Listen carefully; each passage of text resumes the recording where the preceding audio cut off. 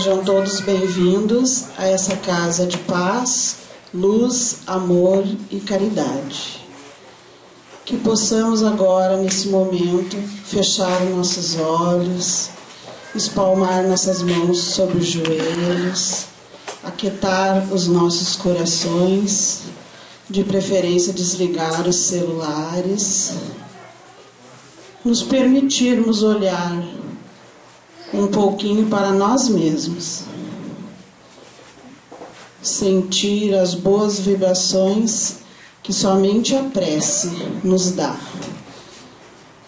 Que permitamos sentir sobre nossos ombros o manto sagrado de Cristo, que tanta paz, tanto amor, tanta luz, esse amigo verdadeiro que está sempre em nosso lado em todos os momentos. A prece de hoje é serenidade. Pai, dai-me serenidade para superar as dificuldades dos meus dias. Permiti, Senhor, que eu tenha serenidade para estar vigilante e não cair em tentações. Serenidade para conduzir meu trabalho, para que possa garantir o meu sustento material. Serenidade para ter sempre a consciência dos meus sentimentos, para que eu saiba amar meus semelhantes, vendo sempre em cada um deles um irmão. Serenidade para ter a palavra certa, na hora certa, sabendo assim ser amigo e companheiro. E dai-me, Senhor, principalmente serenidade de saber ouvir sem julgar. Que eu possa ter serenidade para manter em meu lar a paz e a união. Que com serenidade eu possa aprender e ensinar, vivendo em plena comunhão com os companheiros de jornada que me foram dados por vós. Permiti, Pai, que serenamente eu chegue até o momento de novamente voltar à verdadeira pátria e a vos entregar meu espírito, tendo feito desta uma encarnação proveitosa para a minha evolução. Que assim seja. O palestrante de hoje é o Aloísio. Bom trabalho. Boa noite, sejam todos bem-vindos aqui ao Centro de Fátima. Eu vou pedir que todos não utilizem o celular, né? A Mara já pediu para deixar desligado. Esse é um momento, para quem está vindo a primeira vez ou quem já veio outras vezes, né? A palestra é muito importante para vocês entenderem um pouco o que a espiritualidade quer nos passar, né? E a gente sempre comenta aqui, até com outros palestrantes que vêm aqui à casa palestrar, né, que por mais que a gente estude o tema, na hora da palestra, a gente acaba falando outras coisas, né? O que significa isso, né? A espiritualidade nos guia, né? A espiritualidade guia nossos pensamentos e nossas palavras nesse momento que a gente está aqui na frente. Então a gente pede que vocês se concentrem e com bastante atenção, né, no que a gente vai estar falando. O tema de hoje nós vamos falar: será que você se dá o devido valor? Será que você se considera uma pessoa de valor? Será que nós, né, nos consideramos uma pessoa de valor? No mundo atual, a gente vê tantas situações que as pessoas acabam esquecendo os seus valores. As pessoas são ofendidas, né? As pessoas às vezes são mortas por outras pessoas. E aí a gente vê um contexto em que é deixado de lado os valores, né? Mas o que são os valores? O que são os nossos valores? Quando crianças, nossos pais ou os responsáveis que nos educaram procuram nos ensinar valores, né? Valores de fé, valores cristãos, valores morais, valores éticos. é claro que nos tentam ensinar da melhor forma possível, né? Mas nem sempre nós aprendemos tudo ou resolvemos seguir aquilo. E muitas vezes até os pais, às vezes, dentro da limitação deles, procuram fazer o melhor. Mas às vezes também não têm um conhecimento de como passar essa educação para os filhos. Por exemplo, o filho que chega em casa à noite, vai lá falar com o pai vem do jornal, e o filho fala: ó, pai, quer ver meu boletim? E o pai fala: agora o pai está vendo o jornal. Depois o pai vê. Aí depois fica tarde, o pai vai dormir, e o filho novamente: pai, quer ver meu boletim? Agora estou indo dormir, amanhã eu vejo. Esse é um filho que ele vai se sentir que ele não tem valor nenhum. Em outro lar, o filho chega para o pai: pai, quer ver meu boletim? Aí o pai vê o boletim. E o filho tem notas boas, 8. Mas o pai fala para o filho: mas só isso? Só 8? Você só estuda, você tem que tirar 10. E aquilo também o filho se sente, vamos dizer assim, de um valor menor. Poxa, eu estudei, eu me esforcei, eu tirei 8. Muita gente lá na minha classe tirou notas bem baixas. E meu pai fala que é pouco. E uma outra situação, que o filho em casa pede para o pai para ver as notas. E aí o pai vai ver as notas. E o filho também tem nota 8. E o pai fala para o filho, né? Ó, filho, você está de parabéns. Se você tirou 8, é porque você se esforçou. E talvez você até consiga mais do que 8, né? Se você se esforçar mais. Mas você está de parabéns. Então aí a gente tem 3 situações de exemplo, né? Uma situação que o filho é totalmente menosprezado, fica em segundo plano, né? Primeiro o jornal, primeiro outras coisas do pai. Uma outra situação que o filho, vamos dizer assim, se sente de um valor muito pequeno, né? Porque todo o esforço dele o pai não reconheceu. E uma outra situação em que o filho, o pai, ele parabeniza o esforço do filho e mostra para o filho que o filho pode ir além. Mas ele parabeniza aquele esforço. Então, assim, a gente tem diferentes educações, né? Dentro da limitação de cada um, e diferentes exemplos. E isso vai formando o ser humano. Isso vai formando os nossos valores. Às vezes em casa, a criança vê o pai e a mãe discutirem, brigarem. E aí a criança pergunta para a mãe: mãe, o que está acontecendo? Não, está tudo bem, meu filho. E a criança, principalmente até os 5 anos, ela é igual a uma caixa, só que é uma caixa sem tampa.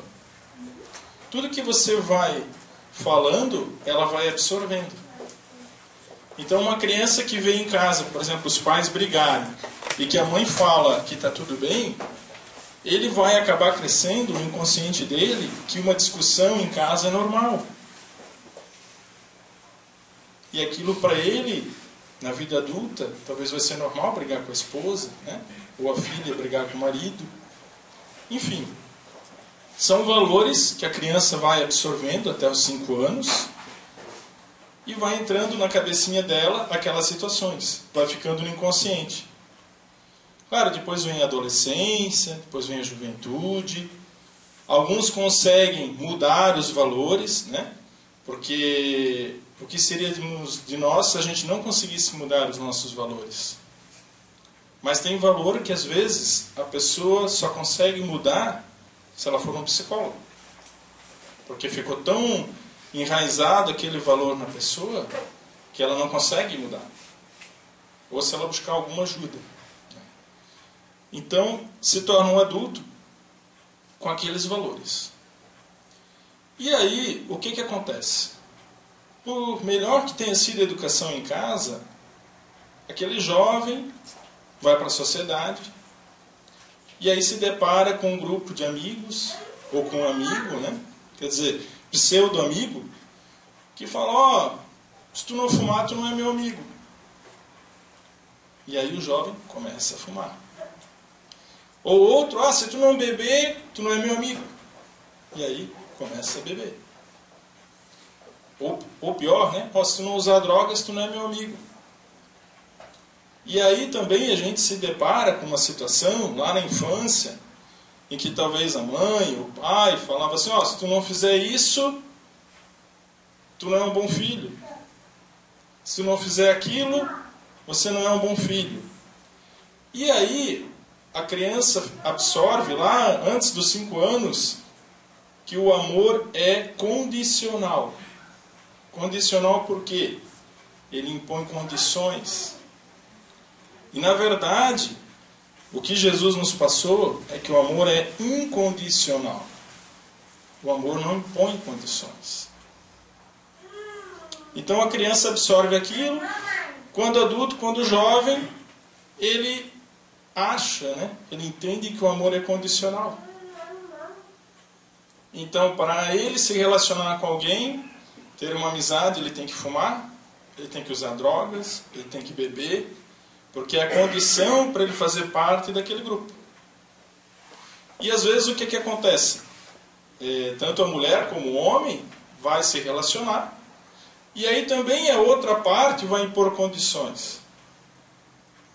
Para você namorar comigo, tem que ser assim, tem que ser assado, tem que fazer isso, tem que fazer aquilo. E a pessoa se sujeita a fazer essas condições. Só que isso tem um determinado tempo. Porque você pode querer agradar as outras pessoas um determinado tempo. E aí o que acontece? Às vezes namoram, ficam noivos, casam, têm filhos, têm família.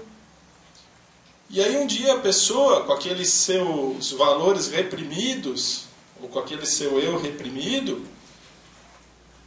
e aquela situação ali de atender a condições, aquilo ali um dia explode.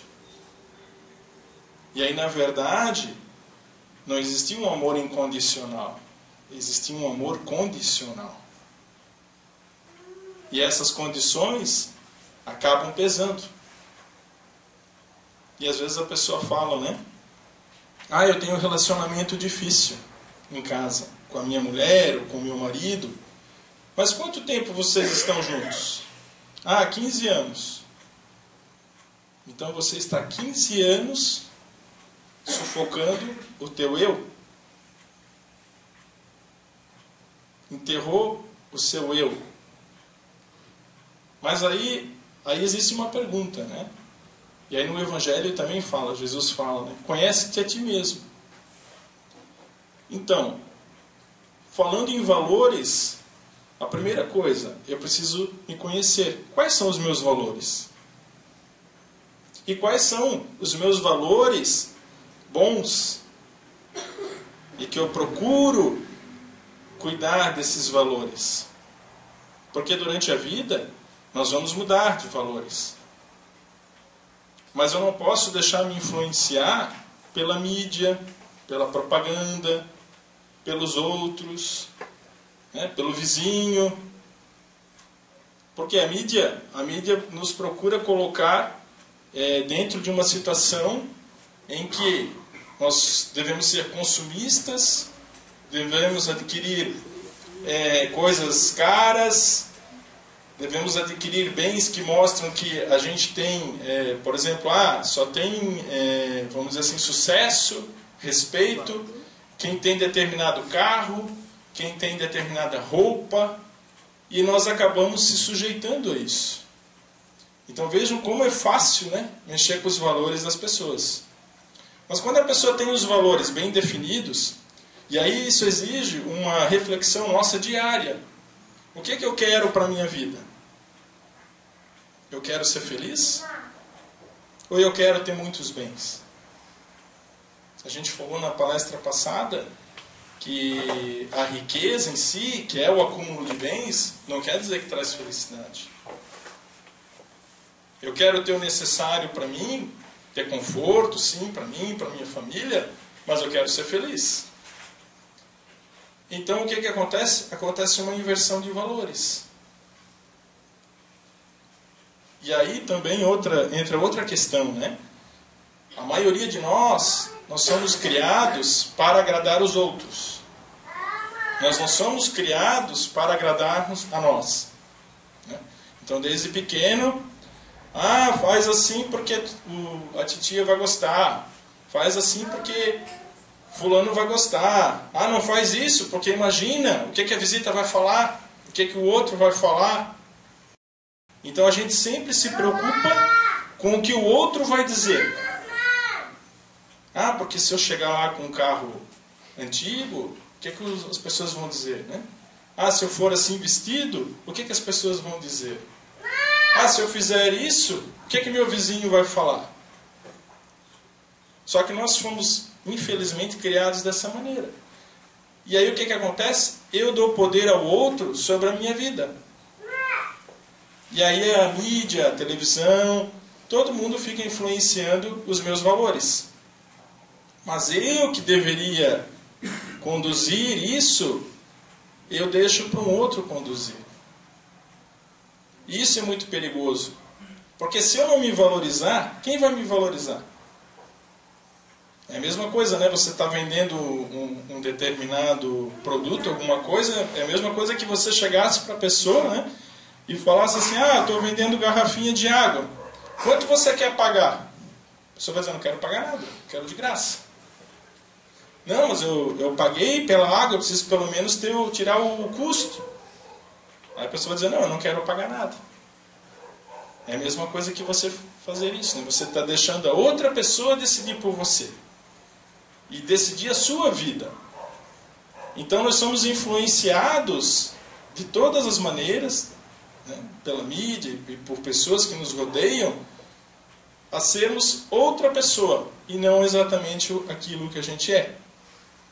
Então, voltando lá no assunto que a gente estava falando, né? Então, no relacionamento, a pessoa já está casada e aí explode aquela situação, porque o amor é condicional, aquele amor ali é condicional, não é incondicional, porque aí a pessoa já está cansada daquele negócio assim, se não trouxer um copo de água para mim é porque não me ama, né? Ou então, se a mulher cortou o cabelo, chegou em casa, você nem notou que eu cortei o cabelo, então tu não me ama. E a pessoa começa a querer que o mundo gire em torno dela, né? Que todo mundo gire em torno dela. E aí ela estabelece condições no amor dela. Não, se tu me ama, tu vai dizer que eu cortei meu cabelo, né? Tu vai trazer um copo de água para mim, tu vai trazer café para mim, tu vai lavar a roupa, tu vai fazer comida, vai limpar a casa. Enfim, então assim, você casou para ter uma companheira do seu lado, você casou para ter uma empregada doméstica do teu lado, né? E a mulher também casou para ter um companheiro do lado, ou casou para ter alguém para pagar as contas? Eu casei porque eu achei que era o bilhete da sorte, da loteria, mas eu vi que não é. Porque muita gente leva para esse lado, né? Mas o dinheiro um dia acaba. Tem uma história sobre o amor e o dinheiro, né? Então se pergunta assim, o dinheiro muitas vezes bota o amor no bolso. E nem sempre o amor coloca o dinheiro no bolso. Então conta essa história do amor e do dinheiro de um casal de jovens que eram apaixonados, muito apaixonados. E um dia o jovem foi pedir a moça em casamento. E o jovem era muito humilde. A moça falou que não poderia casar com ele porque ele era muito humilde. E que ela precisava arrumar um marido rico. E aproveitando a situação, né, ela já terminou o namoro ali com ele, dizendo que aquele namoro não tinha futuro, porque ele não tinha condições de dar uma vida para ela, de eles terem uma família, enfim. O jovem ficou muito triste, quase entrou em depressão, mas foi seguir a vida dele. E na caminhada dele, ele prosperou e se tornou, depois de alguns anos, dono de uma grande empresa. E um dia ele, passeando no shopping, sozinho, ele encontrou a moça. Essa moça lá que tanto tempo atrás ele tinha pedido em casamento. E aí ele chegou perto da moça, cumprimentou a moça, perguntou se estava tudo bem. E a moça, assim, num tom sarcástico, né, perguntou assim: e você pelo menos conseguiu melhorar de vida? Porque o homem que eu casei, ele ganha $18.000 por mês. Aí, antes que o jovem pudesse falar alguma coisa, o marido da moça apareceu. E o marido da moça falou assim: ah, querida, veja só que coincidência. Esse rapaz aí é aquele que eu tanto te falo, é o meu patrão. E aí a moça viu que o rapaz que ela tinha, vamos dizer assim, rejeitado lá no passado, hoje era chefe do marido dela. Então, assim, são pequenas histórias sobre o amor e o dinheiro, que o dinheiro, ele geralmente, né, coloca o amor no bolso. Mas dificilmente o amor vai botar o dinheiro no bolso. Vai ser o contrário, o amor vai botar o dinheiro no bolso. Porque o amor não esse amor condicional, o amor incondicional. Quando eu não peço condições, tem que fazer isso, senão eu não quero. Uma pessoa assim, ela não tem autoestima. Então, quando a gente fala de valores, por exemplo, eu não posso sair de casa e pensar assim: não, se a primeira pessoa que eu ver não me der bom dia, é porque ninguém gosta de mim. Porque você vai encontrar pessoas que não vão dar bom dia para você. Mas você tem que se olhar no espelho e ver o seguinte: nós somos feitos imagem e semelhança de Deus. Nós não somos o dono do mundo, mas nós somos filhos dele. Ele nos criou para sermos felizes. Então eu tenho que fazer a minha parte. Não compete ao outro querer que eu seja ou isso ou aquilo. Compete a mim fazer a minha parte. Então eu tenho que sair de cabeça erguida, dar bom dia para todo mundo. E quem não der bom dia para mim, talvez não está num dia muito bom, ou não recebeu uma educação.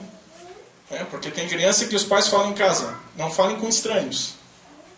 E a criança cresce com aquela ideia, e aí depois vira adulto, aí no elevador ou na rua alguém dá bom dia, ele nem dá bom dia. Porque pensa assim: esse aí quer me assaltar, esse aí quer roubar. Né? Então, assim, cabe a nós fazermos a nossa parte. E é um exercício diário. Porque tem pessoas até que criam situações que ficam com medo das outras. Porque está todo mundo me olhando. Será que estão olhando meu nariz, minha boca, minha barriga? Mas se eu não me aceitar do jeito que eu sou, quem vai me aceitar? Então eu tenho que ter amor próprio. E pensar nisso. Fui criado à imagem e semelhança de Deus. Fui criado para ser feliz. Tenho um mundo para desbravar, coisas para conhecer, e não vou me limitar ao que os outros falam. A gente tem um exemplo, por exemplo, de Einstein. Todo mundo aqui já ouviu falar de Einstein? Um dos maiores gênios que se tem notícia.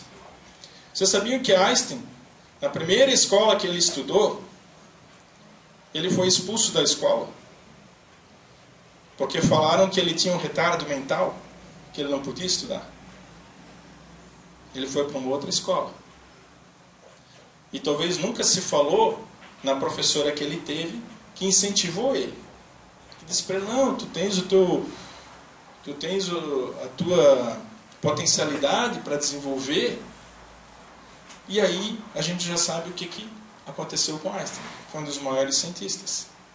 Mas se ele tivesse ouvido talvez a primeira escola que ele foi, que expulsou ele, dizendo até que ele tinha retardo mental, se ele tivesse trancado dentro de casa, né, dentro do quarto, não vou mais sair para a rua, e ficado lá, talvez não teria se desenvolvido, e nós não teríamos ouvido falar quem era Einstein.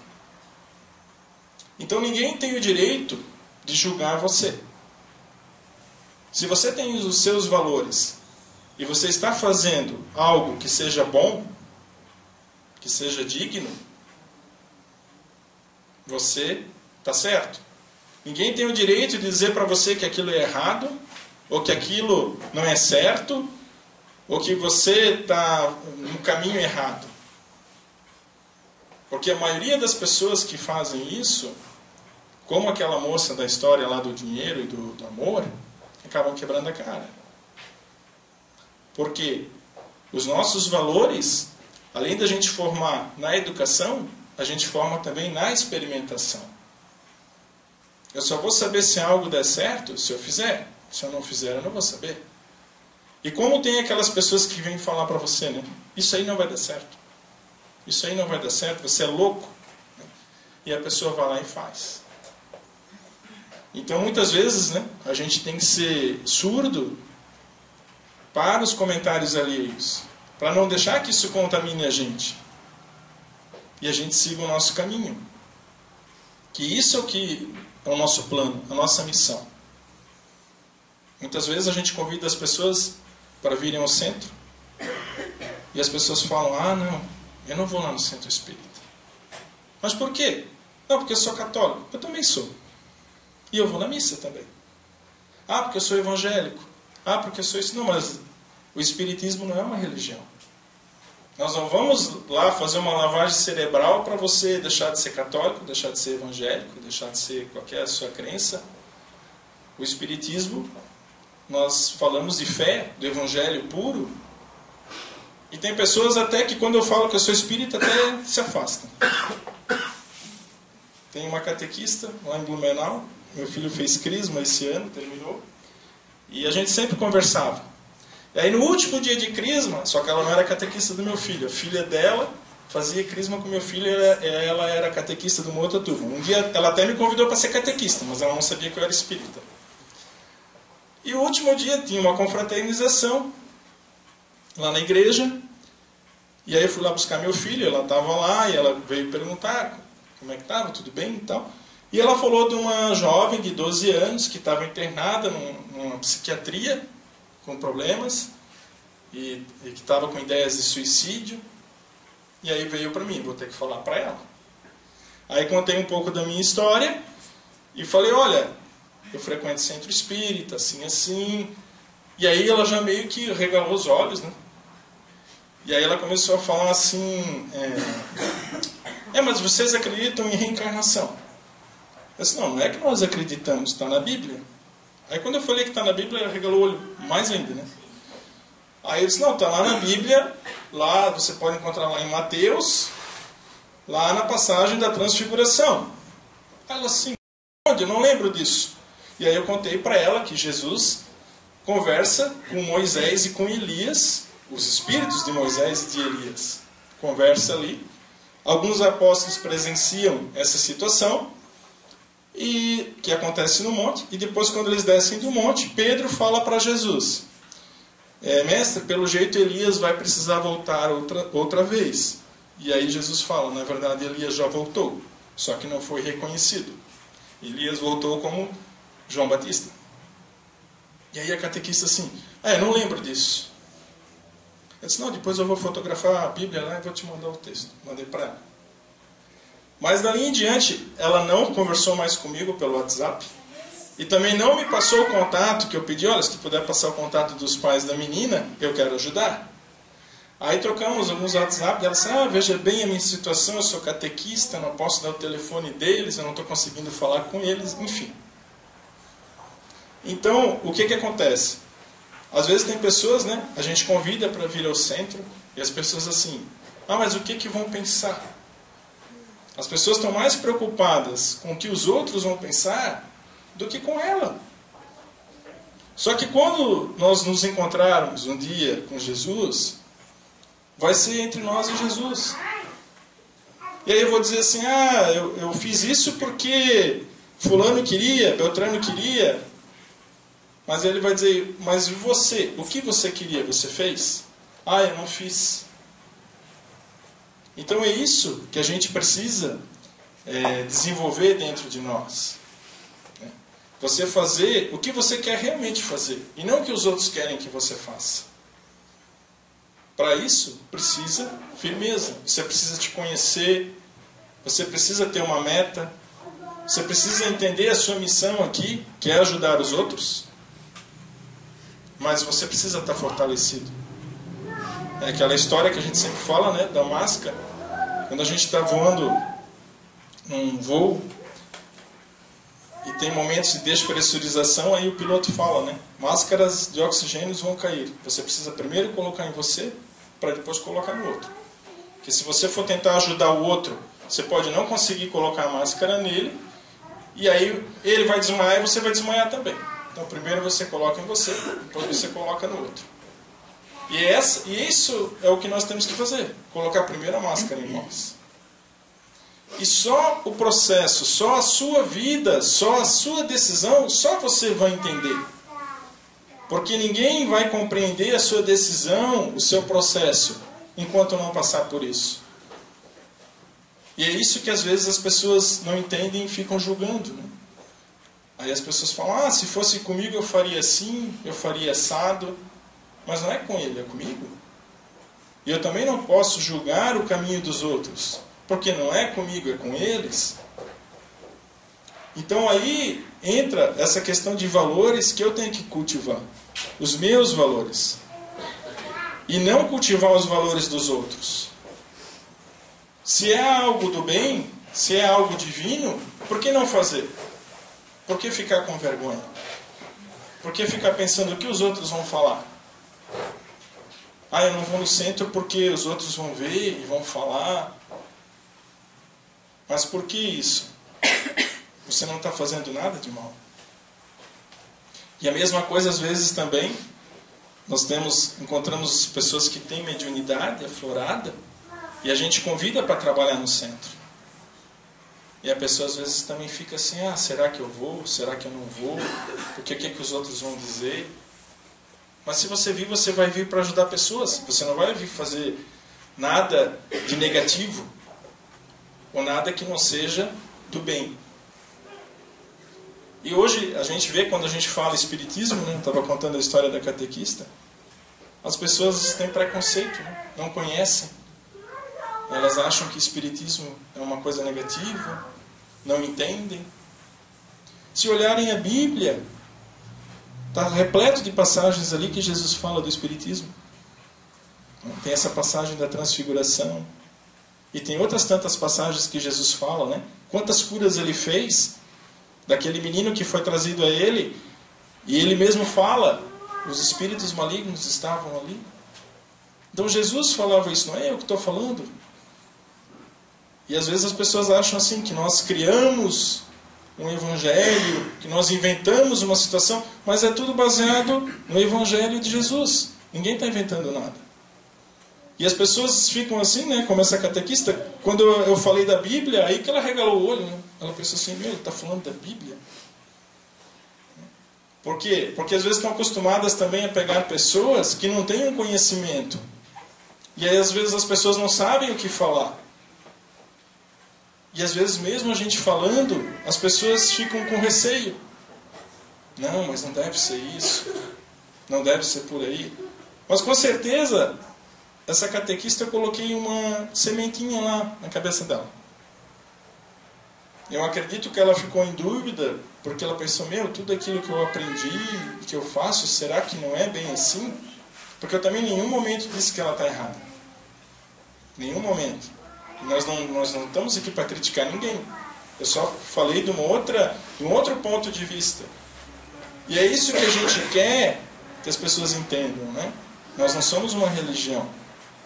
Nós somos, na verdade, uma doutrina baseada no Evangelho. Esses são os valores de um verdadeiro espírita. E é esse o objetivo, né, do espiritismo, né? Ajudar, né? Consolar, esclarecer, poder ajudar as pessoas. A gente tem sido testemunha de situações que a medicina não encontra resposta. E nós aqui conseguimos ajudar. Mas não somos nós somos só instrumentos. Então é isso que a gente vem falar. Jesus fazia isso. Jesus delegou isso aos 12 apóstolos, que foram delegando a outras pessoas. E Jesus mesmo disse que nós teríamos tanto poder quanto ele, mas nós teríamos que ter fé. E Jesus disse: ide e curai. Curai enfermos, ressuscitai mortos, espantai os espíritos malignos e pregai a minha palavra. E é isso que nós procuramos fazer. Eu agradeço. Alguém tem alguma pergunta? Eu agradeço a oportunidade. Tá? Obrigado.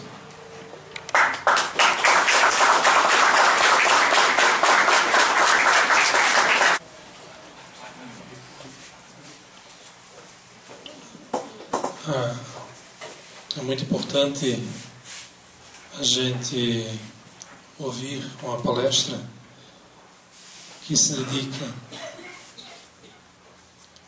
com bases, né? Bases kardecistas de Allan Kardec junto com o catolicismo. E acontece assim mesmo, dentro da gente, a gente sempre está em dúvida, né? Eu mesmo, quando eu conheci o kardecismo, tinha muitas dúvidas. Eu fui evoluindo, crescendo dentro de mim, como todos os médios que trabalham na casa.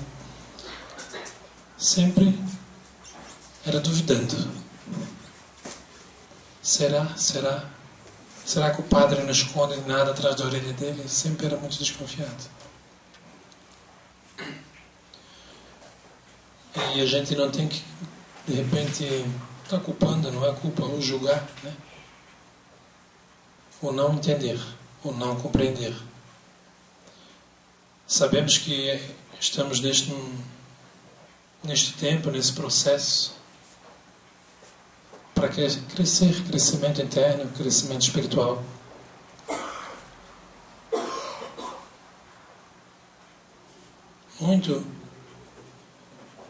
Muitos entre nós têm um dom adormecido dentro de si, que pode estar curando, pode estar tendo visões. No entanto, a gente renuncia a esse dom, como eu também renunciava. Dentro de mim aquilo falava, dava a impressão que minha mente dizia: padre, esconde alguma coisa, mas era a minha mediunidade falando comigo. Nunca tinha ouvido falar de mediunidade. Mas eu sempre pensei, nesse mato tem coelho. Sempre gostei, continuo indo. Me procuro evangélicos da Igreja Quadrangular, do Reino de Deus, da Igreja do Véu. Todos eles me procuram, pastores, evangélicos, em geral. Porque o Espiritismo, ele não é religião. Eu sempre comento bastante com a Luísa e as pessoas vêm com essa dúvida. É estudo. Igual o Seixinoe, é uma doutrina, é uma maneira de olhar as coisas, é um caminho. Se faz necessário que estudemos, que compreendemos. Sobre a reencarnação, estava na Bíblia Católica. Foi a rainha Eudóxia que mandou retirar a nossa Bíblia comum da Igreja Católica. Estava lá escrito reencarnação. Ela, com medo de vir novamente como escrava, porque ela maltratava, vamos botar os funcionários dela, ou escravos, que seja na época. Ela ficou com medo de vir na próxima reencarnação como escrava. Então ela chamou o bispo da época, o primeiro não quis, ela mandou decapitar. Aí o segundo já aceitou aquela opinião dela, né? Não, vamos tirar, né? E foi retirado da Igreja Católica, da Bíblia, o processo reencarnatório. E dentro do estudo que a gente faz e busca, existem muito mais coisas que a gente continua buscando. É um estudo contínuo. Muitas coisas ainda estão escondidas. Muitos pergaminhos ainda não podemos afirmar ainda que a Igreja Católica esconde. Mas tem muita gente ainda com muito material escondido.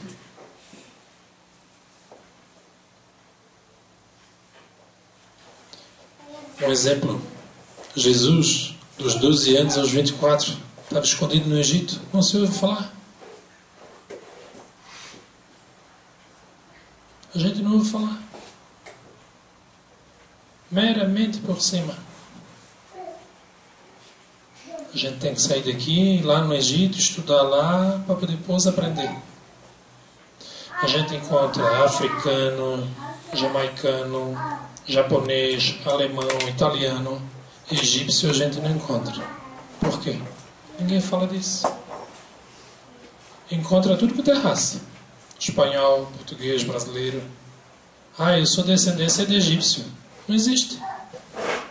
Então, o estudo, os romanos cercaram o Egito.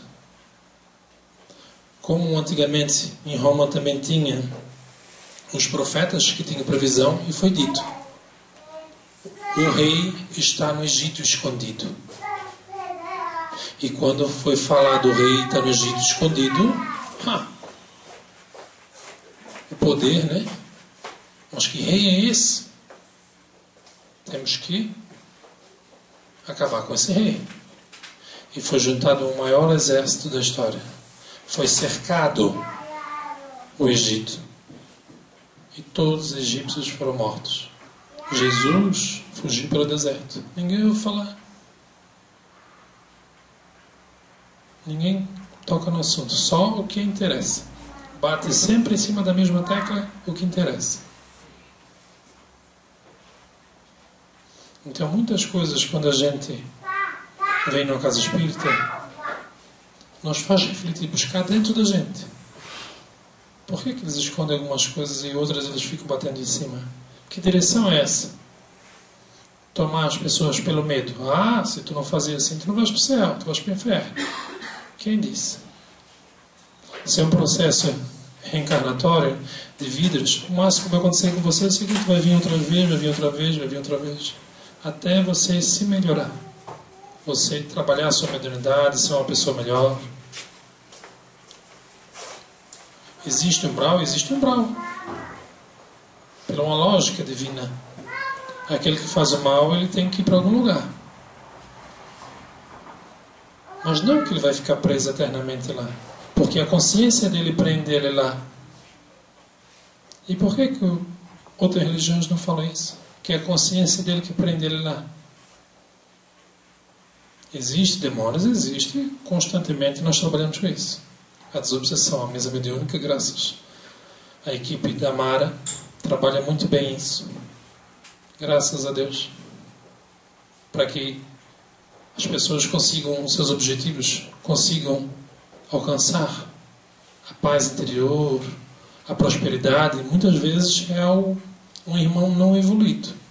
Aí a gente na Terra a gente chama de demônio, que é mais fácil imaginá-lo. Mas é um processo. É um espírito, muitas vezes, que lá atrás eu maltratei. E hoje eu sou a vítima. Eu sou a vítima. Porque ele me deixa eu ser feliz, ela me deixa eu enriquecer, ele não me deixa eu em paz.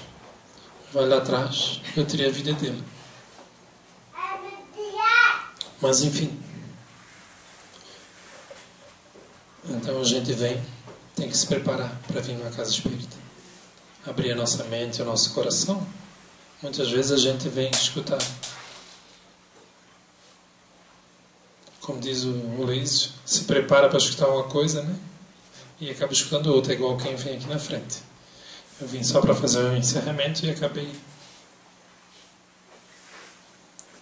caminhando para o outro lado. Alguma pergunta?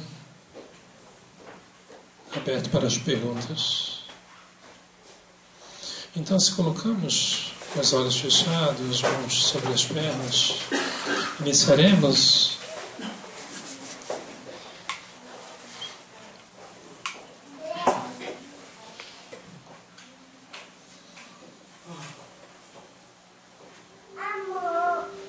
se imaginando numa estação de trem,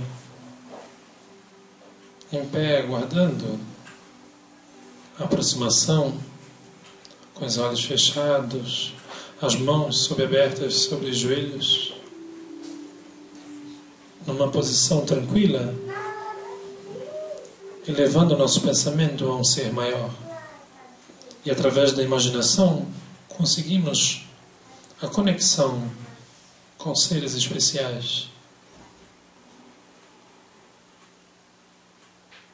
Imaginamos nessa estação de trem, lentamente o trem vai manobrando na plataforma.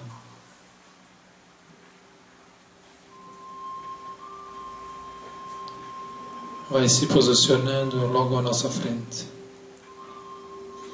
Através da nossa imaginação, observamos a porta abrir lentamente.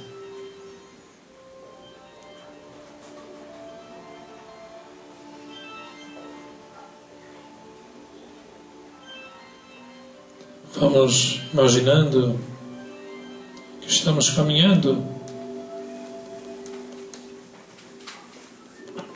para dentro do vagão, se colocando numa posição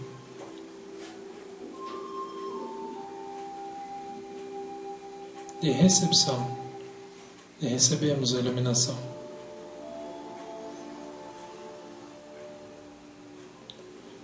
No entrar dentro do vagão, vamos encontrando nossos entes queridos, há muito tempo não vistos, alguns desencarnados, outros encarnados. Vamos cumprimentando um a um, abraçando, conversando mentalmente com eles. Tente escutá-los com a conexão. Tire esse tempo para você conversar mentalmente com seus entes queridos. E vai colocando todos aqueles que você tem saudade posicionado nesse vagão, parentes, amigos, encarnados e desencarnados. Aqueles que estão doentes no hospital, imagine eles com saúde ali dentro. Você vai estar ajudando-os.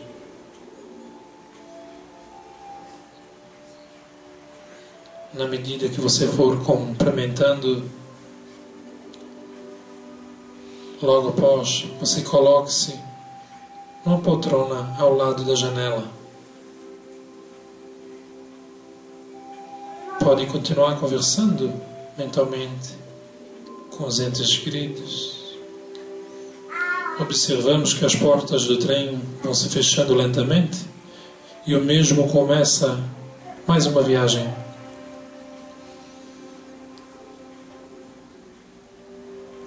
Viagem esta que você pode estar ajudando os seus entes queridos e se ajudando.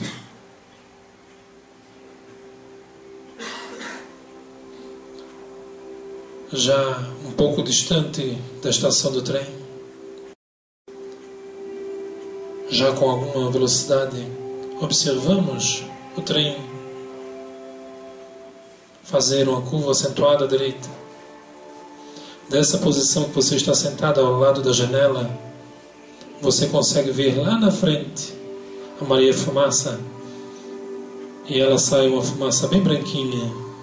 Ela vai subindo, subindo, e vai se misturando às nuvens. E essas nuvens são só energia positiva. Neste momento, você vai pegar uma nuvenzinha dessa e vai levar lá na sua casa. Só energia positiva. Através da sua imaginação, você vai passar essa nuvem dentro dos seus cômodos todos. Vai começando pela sala das visitas, circulando aquele nevoeiro dentro de casa, limpando, tirando toda a energia negativa e deixando só positiva.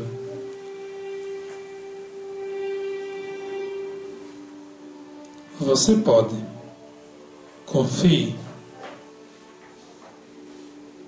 Vamos passando a nuvem para a cozinha novamente. Imaginando a sua cozinha, a lavanderia, circulando essa nuvem cheia de energia positiva.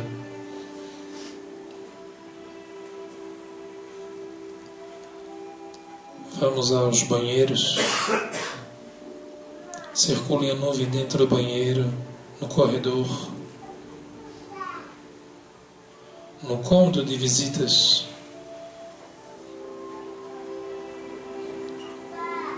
no quarto das crianças.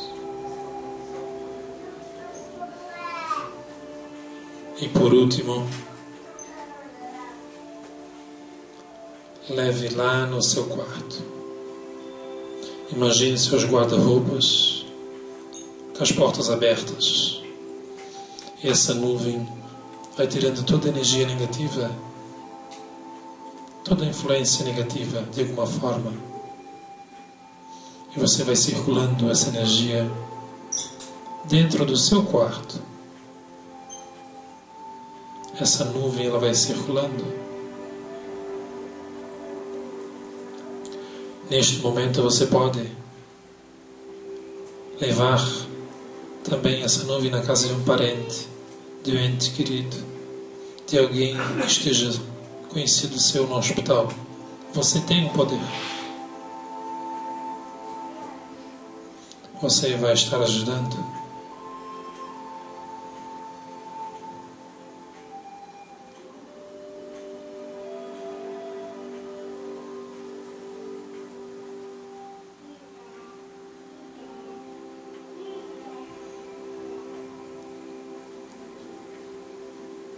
É soado um apito,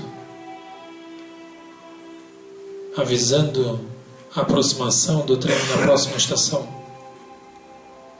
Sentimos o vagão diminuir a velocidade.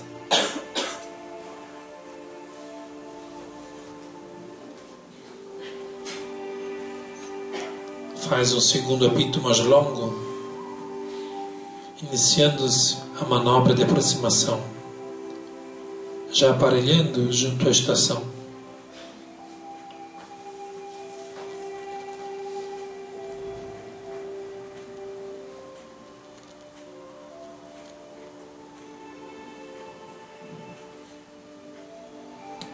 É momento de se despedir dos nossos entes queridos. Sentir aquele abraço, sentir o perfume, sentir a presença deles.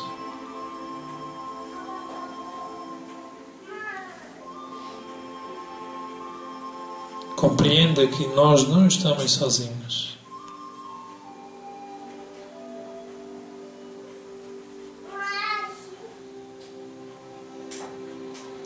É soado o terceiro apito, informando aos passageiros que as portas estão se abrindo e é momento que estamos voltando lentamente para casa. Vamos abrindo os olhos, vamos se sentindo mais leves, sentindo como uma missão cumprida, sentindo que ajudamos os parentes e entes queridos.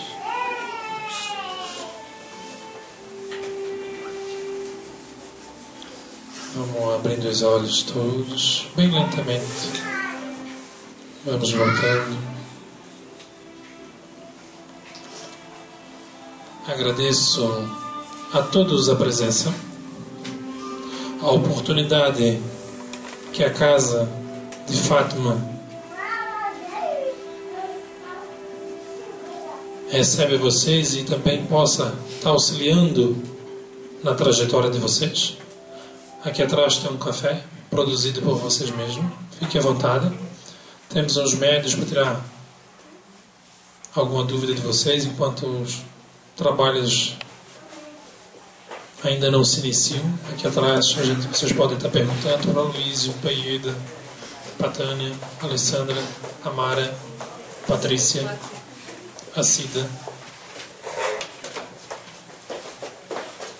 Sejam bem recebidos. Sejam bem-vindos ao Centro Espírita de Fátima.